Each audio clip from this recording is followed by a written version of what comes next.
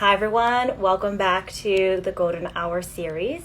So, if this is your first time or if you've been here already, the Golden Hour series is a conversation that we have with people who inspire us. Today's guest goes by the name of Marshall, although I know him by the name of Hui.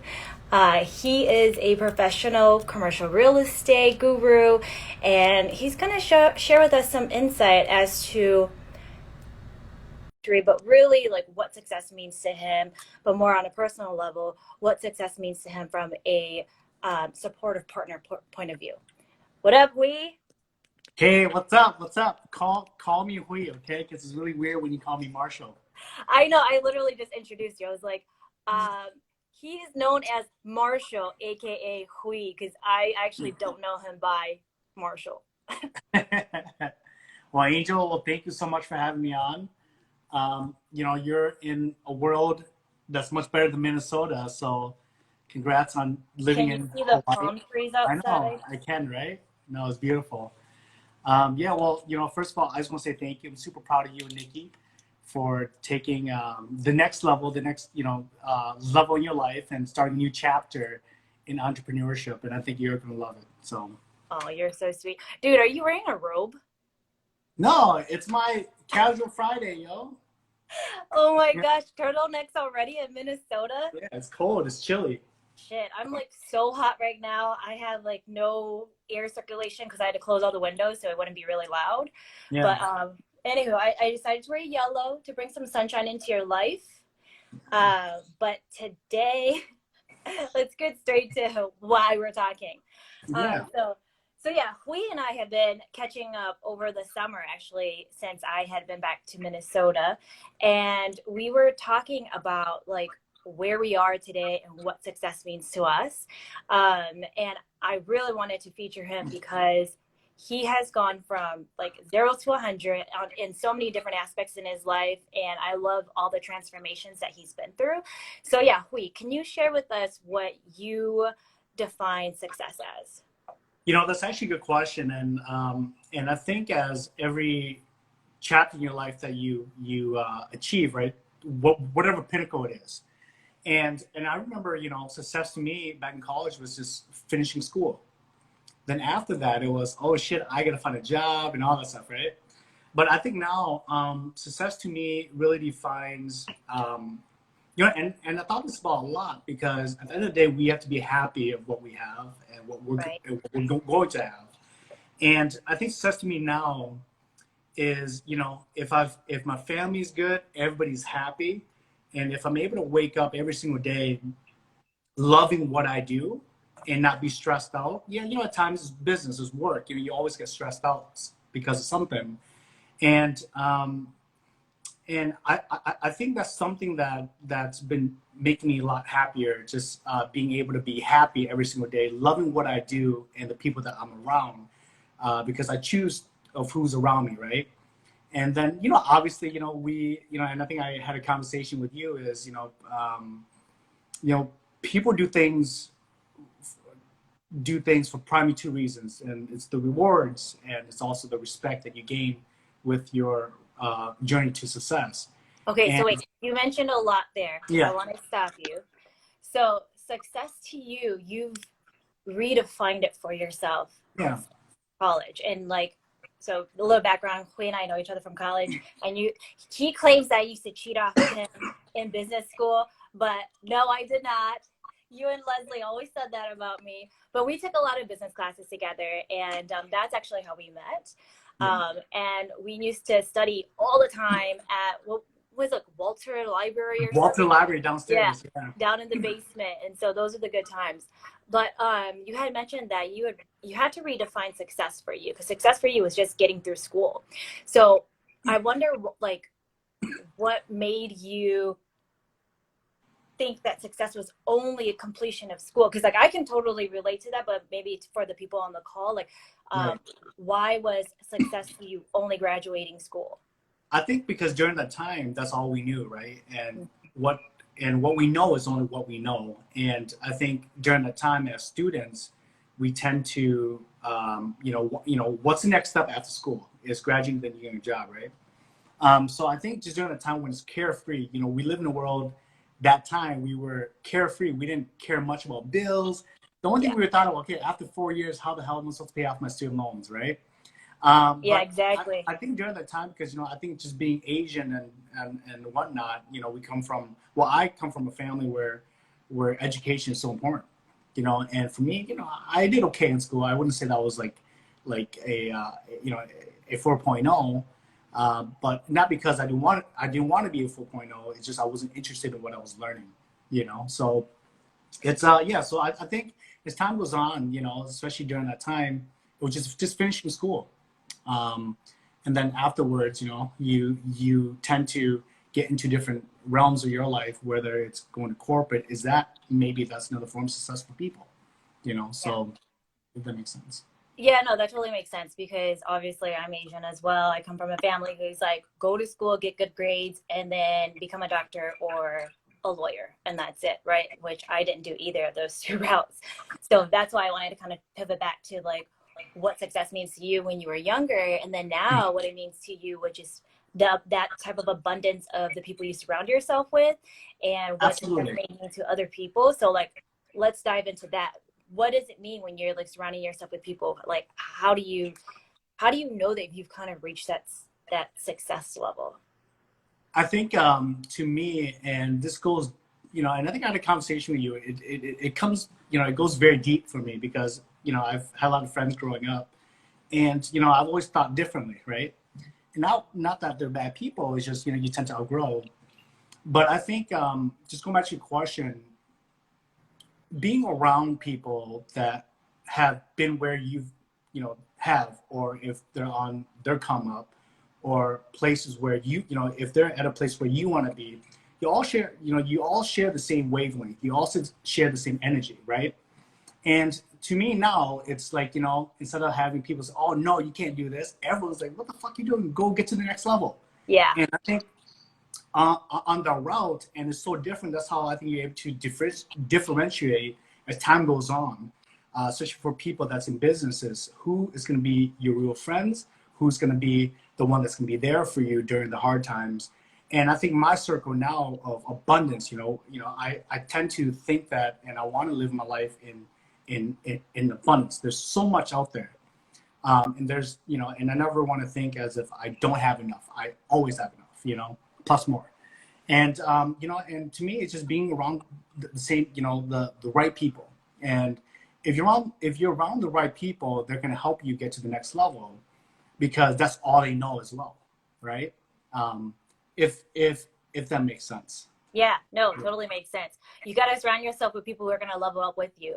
Today Yeah. in my Instagram post, I had mentioned, well, I didn't mention, my whole post was about how people who, if people aren't adding to your life, then they're subtracting from your life, right? Whether it's your time, your money, or your energy, those are the three concepts that I kept coming back to. And it's so true. It's so, so true. If they're not trying to be better for themselves, it's not your job to bring them up to your level, right? If they can't even help themselves out. So yeah, I totally understand, and I agree with you on that aspect. Like, surround yourself with people who are going to level you up.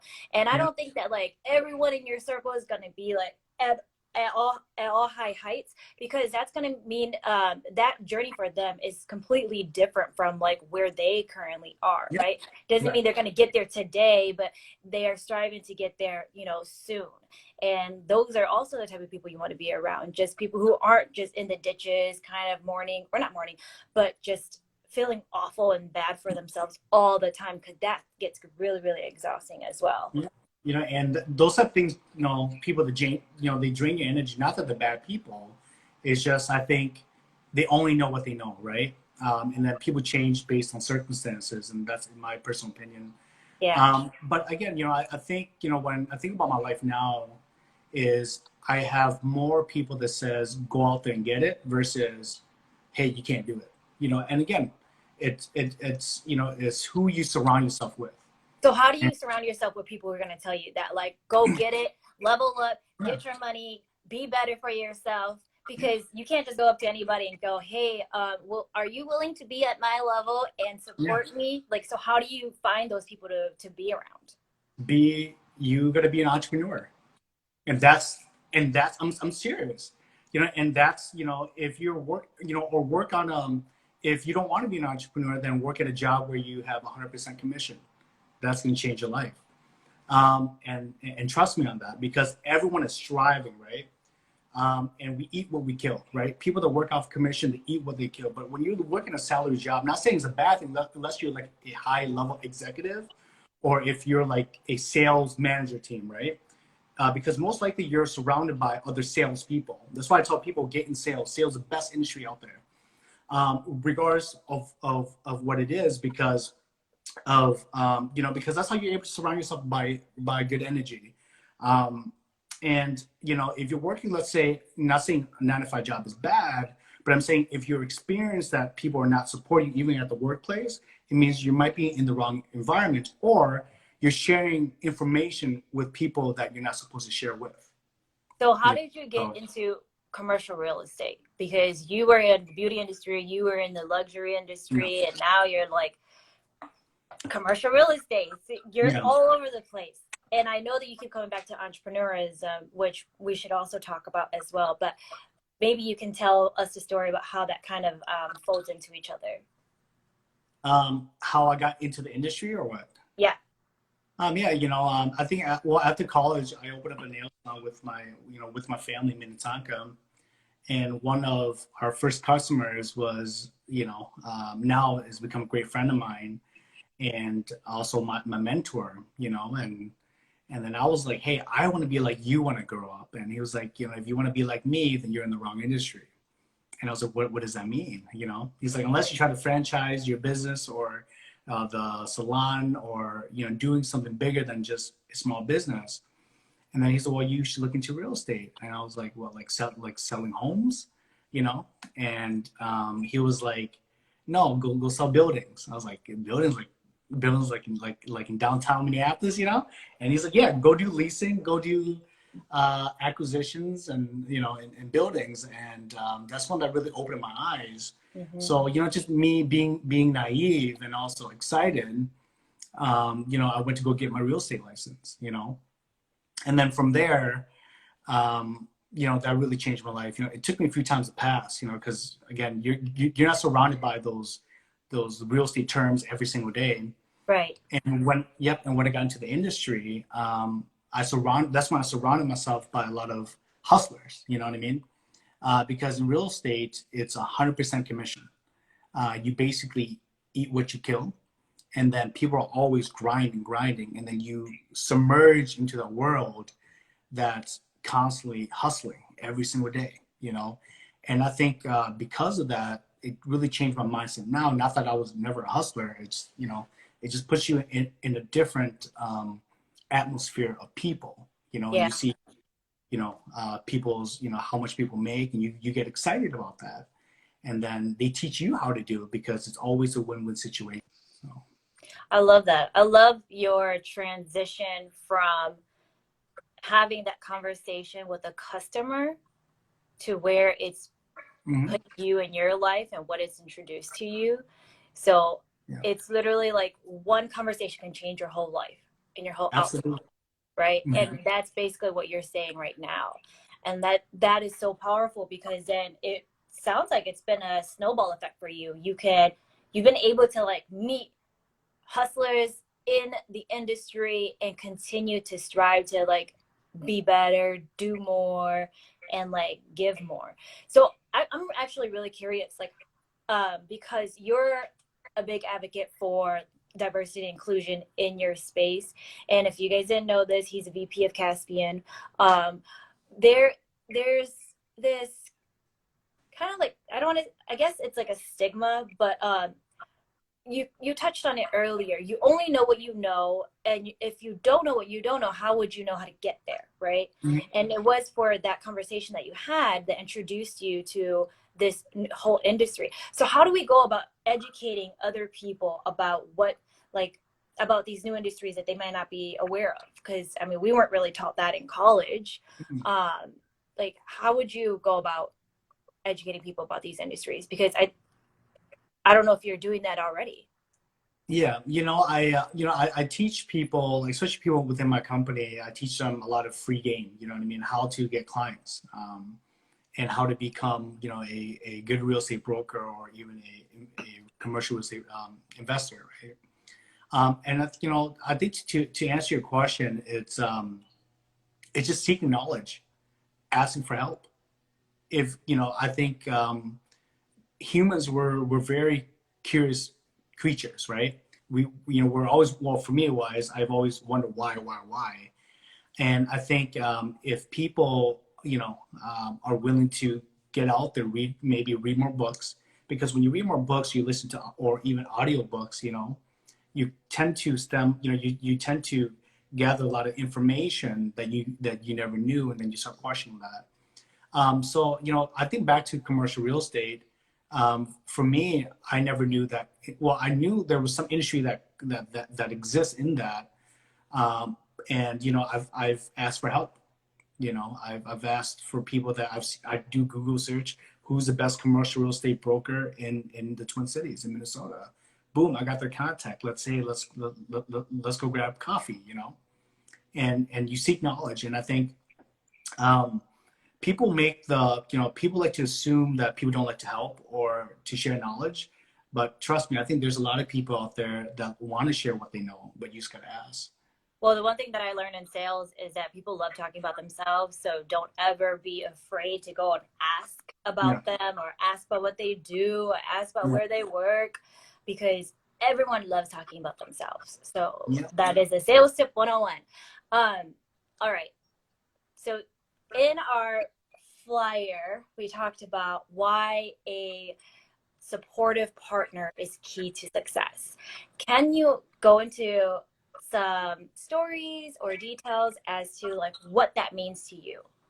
Yeah, you know, I think as a man, and maybe a lot of guys can relate to this, is you know, we always want to try things, right? We always want to try things that we know that could potentially make money, so we can support a family. You know, even prior to even getting married to Allie, you know, I've always was like, hey, I'm gonna take care of you, you know. But she's super independent, which I love, you know. And I think that means so much to me is because, you know, I think men, how I grew up is that, you know, we're supposed to be providers, you know, and doing what we can to provide for our family. And I think having a person that can basically support you. Sometimes I think I told you this, you know, Ali Trang, she a while back, she never always agreed on what I do, but she always supported me. And I think having a supportive partner, it's going to help you out a lot, you know, because they push you, you know what I mean? And the fact that they're supporting you, you feel, hey, you know what, I can't let this person down. You know, so if that makes sense, I think so she's been fundamental in your success because she supports you. Yeah. But like, how does she show her support? You know, she will go to events with me. You know, I think that was the biggest thing, because everywhere I went, for when we travel for our conventions, she's always been there. You know, and I think just sometimes giving me that peace of mind as well. I think having a peace of mind. You know, she'll, you know, what I love about our relationship is that she'll let me do whatever I want in terms of business. You know, if I need to go somewhere to get things done, but at the same time, I feel as if, you know, I had to I had to find my balance now. You know, just is she right there telling you to say all these things? No, is she on right now? You know, she was on. No, I'm just kidding with you. Yeah, but I think, because I've seen relationships out there where the other partner might not support them. You know, they become very negative, right? And I think I told Allie a long time ago, I was like, hey, if it doesn't work out, shit, I'll try the next thing. You know, until I figure something out that I'll be good at. You know, and I think this goes to everybody. You know, as we live in this earth, and the journey that we're going through, each person has their own road and their own success, and we're not going to figure that out right away, you know. But as long as our partner understands that, hey, you know what, I'll let Huy do what he needs to do, and hopefully he'll find out what he's good at, and then he'll run with it, you know. And I think that was the the biggest thing that I felt really happy about, because if she was never supportive, I'd come home and we'll fight, and it's just been a big headache, Yeah. But I think especially if you're a married couple or dating, make sure that person supports you, especially mentally as well, and whatnot. I hope that makes sense. So all you single people out there, find you a woman or a man who will show up, ground you, and also support you in all your endeavors, because that's exactly what Hui is saying. And I think, like, I love that you said that, because today I was talking to a few people about like what support looks like, because support to each individual, we all have our own expectations, so it's going to look different, right? Support may be verbal, like, hey, great job. Support may be invisible, where it's like, I'm supporting you behind the scenes, like I don't need to be in the front lines and show my face. And the support may just be like, hey, I'm going to cook you a meal or take care of you when you come home, right? So how does, like, I don't know if, how you give your support to Allie, but yeah, I love that. And if you wanted to touch on that, please feel free to. So how I give my support to her? Mm-hmm. Like what I do as a husband? Yeah, what do you do as the husband? What makes you a great husband?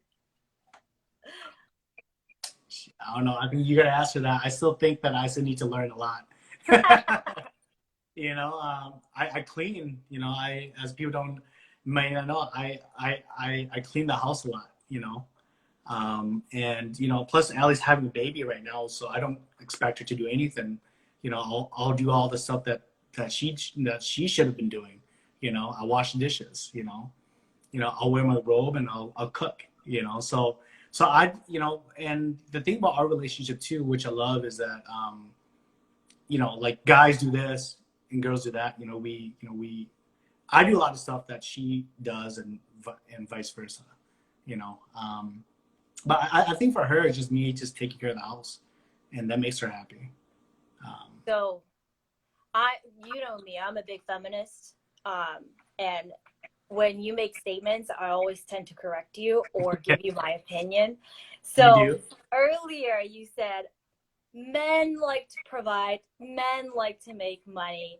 And I just want to clarify that women make money too, and women provide as well. So it is an equal state of mind. It is the equal space in regards to like the responsibilities and the roles that you play, because in this day and age, if you're still thinking like men only do this and women only do this, you are so behind, my friend. But I know you're not like that. Hey, guess what? So I just had to let you know. Allie makes more money than me, so she's the fucking boss. So she's a hustler. She's hustling day one. I wanted to get both of you guys on and like do like a power couples series. Yeah. Allie, if you're on, I know you're listening. I'm gonna get you on here one day. Yeah, but yeah, and I think as our conversation with that as time goes on, because that's how we were raised, right? And that's what I know. But the more I talk to you, my mind is changing. Yes, and you're having a baby, so I cannot stress it enough. You need to teach new things. Yeah. But anywho, that's what friends are for. So I can also ground you and put you in your place and remind you that, women matter. Like, you already have a supportive, independent woman in your life. And I think that oftentimes men get intimidated by that. So when you first met Allie, I'm pretty damn sure she was extremely independent already. Were you intimidated by her? Were you ever like afraid that you weren't going to be able to catch her and like make her yours? People say that I'm a pretty good fisherman, so. Are you really? You're right. No, I think when I first met Allie, she was really different. Like I've never met somebody that was like super independent. Like she never needed me, and she made her own money and all that stuff, and it was different. It was very different for me. So, and during that time, like I said, it goes back to you only know what you know, right? Until you experience something, and you gather new information, and you tend to comprehend it in a way that you that you tend to. But yeah, and it was very different. Not that it was a bad different, but I just didn't know, and but it's a good characteristic. That's all I have to say, But and because did she intimidate you though? No, He was I don't, intimidated. no, I don't think I was intimidated. I think it was different. Okay, Yeah, so that's I'm good because okay I with hear that. a lot of like, I mean, just by having conversations with people, I hear that women who are very independent can oftentimes be very, very intimidating, right? Especially to men. So I Yeah. wanted to kind of understand from a man's point of view what that means, how that looks like, and if you've ever dealt with that. Because, yeah, Allie is an extremely independent woman. I know so many independent women in my life. And I think that oftentimes there is this idea that, you know, we're so independent that we don't need anybody Yeah. or we don't want to be with anybody. But I think that, in life, you always need somebody, regardless of how independent you are, right? And maybe it's because the man can feel emasculated, and that's normal to feel at times. There's feminine energy and there's masculine energy, and both sexes can have both of them, Yeah, So for me, I'm a very sensitive person, and Allie, she's much more, direct, but that's just me, but then we tend to understand who we are and how we are during those years that we dated, and we still trying to understand each other, even though we're married. I don't think we would ever understand each other, sure. and that's the beautiful part, right? Is you like how you are and you know how your partner is, and you just find ways to work I love together. that. I totally agree. I agree with that 100% too. Like, I don't think that you will ever know any one person 100% because that person doesn't even know themselves 100%. You Yeah, know, like if I'm going on my journey, I'm not expecting you to understand me. yeah, So until I kind of figure out bits and pieces of myself, that's when you can start to understand bits and pieces of myself as well. So we are at 2:27, or not 2:27, 7:27. I'm in Hawaii, but 27 minutes in already. I wanted to give you the last word in regards to anything that you want to share with our audience. We actually didn't give them a chance to ask any questions because we're just jumping right into all this yeah, conversation. But for sure. if you had to leave the audience with one thing, what would it be? I'll say is I think in terms of business wise, if you ever are on the fence or you're feeling as if you're on the fence to do something, this is the perfect time. There's never a perfect time, but I believe that this is the perfect time. Just believe in yourself. Find people that's on the same path as you. Connect with them, because I'll tell you one thing: entrepreneurs, they love to be around other entrepreneurs. Because you share the same energy, you share the same wavelength, you share the same spirit amongst each other. You know what I mean? And don't be scared. If you fail, you fail. Who cares? Life goes on. So. That's a good one. I love that. If you fail, you fail. Life goes on. And that's it, And you only everybody. fail if you quit. That's true. So That's very true. So that wraps up our second Golden Hour series with our guest Marshall slash Hui slash whatever third, fourth, fifth names you have under your belt. it's only two. Really appreciate all Yeah. your time. If you have any questions or you want to reach out to an entrepreneur, this dude right here, he's open, so hit him up on the DM. And also, if you want to get into commercial real estate, Yeah. especially if you have Let no me know. idea what you're doing, he's down to help you out. So with that, thank you so much, Hui, for being our guest today. Enjoy your Sounds good. evening. And guess what? Guess What? what just came in? Oh, thank you for some advertising there. Put them up. Yeah. Let's see how they look like.